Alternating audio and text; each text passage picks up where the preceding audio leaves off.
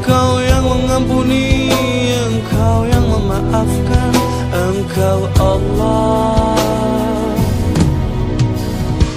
Allahur Rahman, Allahur Rahim, Allahul Malikul Qudusus Salam, Allahul Mu'min, Allahul Muhaimin, Allahul Azizul Jabbarul Mutakabbir.